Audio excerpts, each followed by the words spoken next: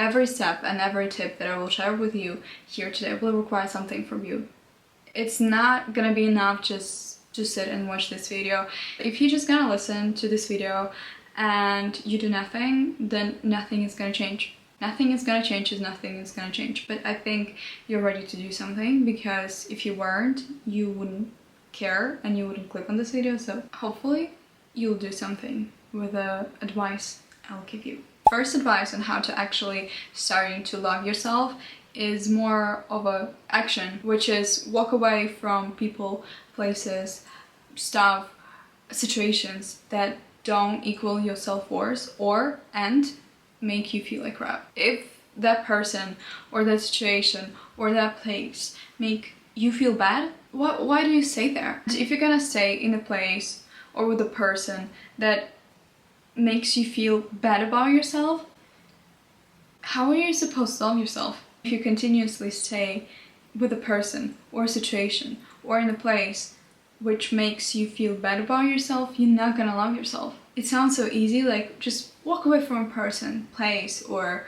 situation that makes you feel bad about yourself, that makes you feel like crap. This is so easy said, but it's so hard in real life. Like, walking away from something that makes you feel bad could be the greatest gift you could ever give yourself. And yes, it's hard to walk away from a situation, from a person, from a place, because you can, for example, break up with a person that was really bad for you, was making you feel bad about yourself, and then you break up with them and your family is like, oh, where's Emily? Emily was so nice. Emily was just the nicest person. What happened? Where is she now? Why aren't you two together? And you're like, we broke up. I broke up, I broke up with her because, you know, didn't feel like it. She made me feel bad about myself. And they're like, it's nonsense. No, she was such a kind person. And people all around you, all they see is like, if you were someone that treats you badly, that person probably doesn't treat you badly when you are around people. They treat you badly when you're only around that person. And in order not to seem like a difficult person or like insane person or like avoid these conversations, or even we start to have this conversation in our mind, and like, if I'm gonna break up with them, my family is gonna ask this, my friends are gonna ask this, and what I'm gonna tell them? You know, I don't have a reason, like, I have just a bad vibe. Why? I should not break up with a person because I have a bad vibe about them. You should. There's a reason there is a bad vibe from that person. And it's so funny that when we say to people like, oh, we broke up with that person, or we broke off that friendship, or we stopped going to that place or left that situation and stuff like that, they're like, why? Everything was so good. Everything was so amazing, you know? And in most cases, when a person makes you feel bad about yourself, it's just mentally, it's emotionally. And how can you explain to those people that they neglect me, and they like, how? Give me a situation, and they won't understand it. I would stay with that person because there's no viewable signs of bad behavior towards you. If you have a bruise or you have a scar or you have something that person caused you to have, people are like, oh, why are you with that person? Also, there are people that could be like, oh, that happened, they mad, they just have a hard day at work and stuff like that. But in most cases, people just hurt us mentally and emotionally, and like in the ways that we cannot show to society. And I think people are so funny for romanticizing like relationship when one person hurts another, and they're like, oh no, they've been busy at work, they've been like that and that and that. And you can never rely on other people's opinions about your relationship. If it hurts you, if it makes you uncomfortable, just walk away. I had a situation like that. I remember it was my graduation from high school, and there is a tradition to like slow dance with your family member, like, because I don't know why. And there was a person around whom I felt uncomfortable, and I told that person, please don't come to the dance, don't come to the dance. And that person would like text me and be like, oh, I don't know if I'm gonna come, maybe I'll come, maybe I won't come. And like, it was 2 weeks prior to that, and he would text me like 2 times or 3 times a week about that, and I'm just like, no, please, like, there's gonna be nothing interesting. Don't come, or I think I said something like that, I don't know. And he came, and I was super comfortable, and that family member that was with me had a good relationship with that person who came, who I was uncomfortable around. And I said nothing, I think, to her, like to the family member I was with, that guy makes me feel uncomfortable. Like, I said nothing.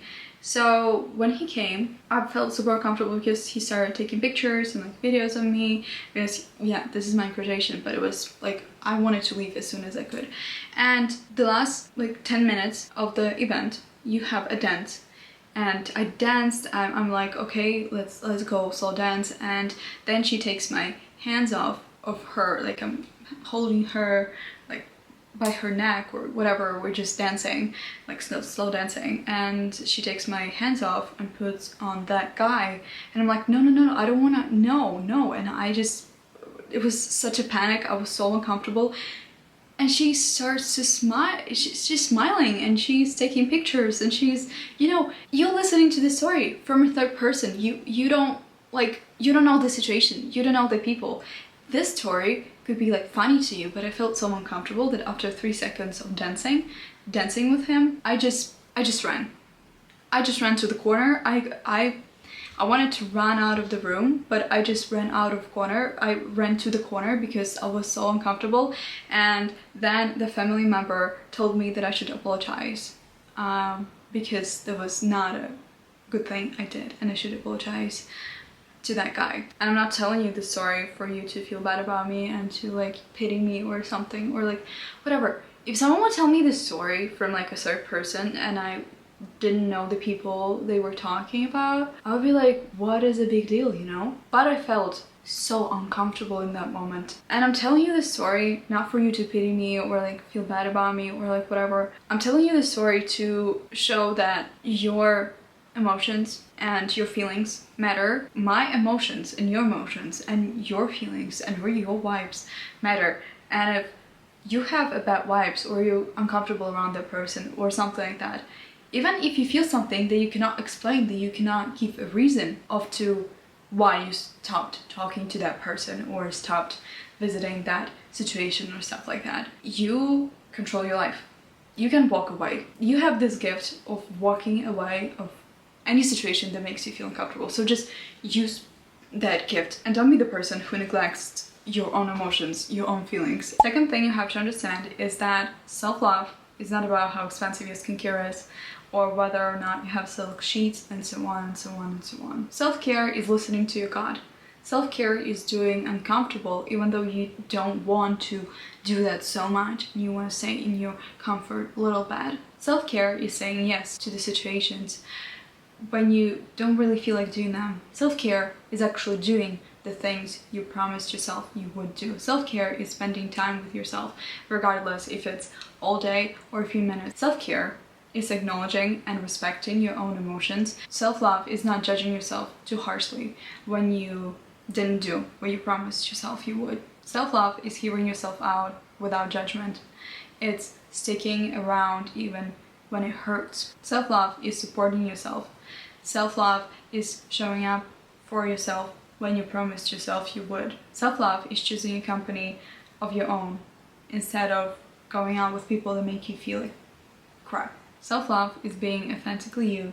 It's loving your every little quirk. Ultimately, the goal of self-love is to be irrevocably, completely in love with yourself. And it sounds amazing, being in love with yourself irrevocably. Like Bella was in love with Edward in Twilight. I'm not sure that anyone gets to 100%, but also 100% look different for every person. So there's no need to compare, because comparison is a thief of joy. So for someone, having an expensive and long skincare is a way of showing self-love. For someone, spending a whole day alone is showing self-love. Different people show self-love differently to themselves, and that's okay. That's how it's supposed to be. Third thing is that you are what makes you special. You are your laugh, your face, your teeth, your character, your humor. Everything that is you is what makes you special. Not what phone you have, how much money you have on your bank account, what car do you drive, how many friends you have. You are what makes you special. Not anything materialistic or like how many followers you have or anything like that. No. You make you special. Fourth one, validate yourself. Cheer for yourself even before you finish that goal. Like people cheer for athletes before they finish running the marathon. Fifth one is kind of an action. In order to stop criticizing and judging yourself so harshly, you have to stop criticizing and judging other people so harshly. Because when you randomly see a person and you notice the bad thing about them, or like start complaining or like judging them or stuff like that, you're gonna be prone to see bad in people and in yourself especially, because you're the person you spend your whole time with. So you're gonna by default only see the bad and judge yourself. So what you can do, what I do, whenever I walk around town or like see people or like whatever, I try to name 3 things that I like about that person, and most of the time it's just their outfit, because I cannot really say anything past their appearance. If a person talks on a phone, I could say, oh, they have a nice voice, or if they wearing a perfume that I can smell, I'm like, oh, they have a nice perfume. I just try to notice at least 3 things that I like about that person. I stopped doing that for some reason. I should really start doing that again, but like it's such a fun activity to do, like walk around, and the most negative people, that could be like the most negative person I have ever seen in my life walking around past me, and I'm just like naming in my head 3 things that I like about that person. And now I don't judge myself that much. I'm looking positively on other people and on myself. 6th one is that self-hate and self-love cannot coexist and live in the same time. The same way it can be snowing while it's 100 degrees outside. Next one is that comparison kills our confidence and our personality and everything else that makes us unique. And when we stop comparing ourselves to other people, when we stop this comparing process, we allow space for authenticity, for our authentic self to come in. And it invites the right people and the right opportunities to us, and keeps the wrong people and the wrong opportunities far away from us. Next one is short, but I actually love it so much. Diets don't work, self-love does. You have to figure out your reason and your solution, because there are reasons why you don't like yourself, you don't love yourself, or you don't love spending time with yourself. You have to find the reason why. Because someone made fun of me when I was a kid, or just find your reason and then therefore find your solution to that reason. And then bam, you're gonna resolve it, and you're gonna start loving being with yourself and start loving yourself. Next one is focus on your own opinion, because I noticed that we are focused on other people's opinions so much. For example, when we go buy something, we like take a picture and like send to a friend, like, oh, what do you think about it? Do you think that's cute? Do you think that's, you know, should I buy that? But do we ever take a minute and just think, hey, do I like this? So just focus on your own opinion. For example, if you are going to meet a person about whom you heard such awful stuff about, don't make up your mind about the person, because you never met them. Like, why make up a mind about a person only by things you heard about them? That's other people's opinion. You should and always should have your own opinion about the person. If you never met them, if you never met that person and you're just gonna meet them and you come in meeting them with that bias of like, oh, someone told me you're a clown, your jokes are not funny, you're bad, like, I don't know, friend or something like that, and like with all this bias you come in and you cannot really see a true person who is right in front of you. So have your own opinion, babes. Value your own opinion more than other people's opinion, because it's your opinion for reasons. And if you feel like you don't have any self-love towards yourself, then I have a good news for you, because you actually do. You actually love yourself, even a little bit. You do love yourself, because if you didn't, you wouldn't watch this video until the end. And there are so many videos on my channel that can help you to start loving spending time with yourself, and how to start spending time alone and actually enjoy it, and blah blah blah blah blah blah blah blah. You can find them all somewhere on my channel. I'm gonna put them here or like whatever. Okay, that's all I have for you for today, and thank you for watching this video till the end. I'll see you in a week or in a few seconds if you want to watch any of my videos. Bye!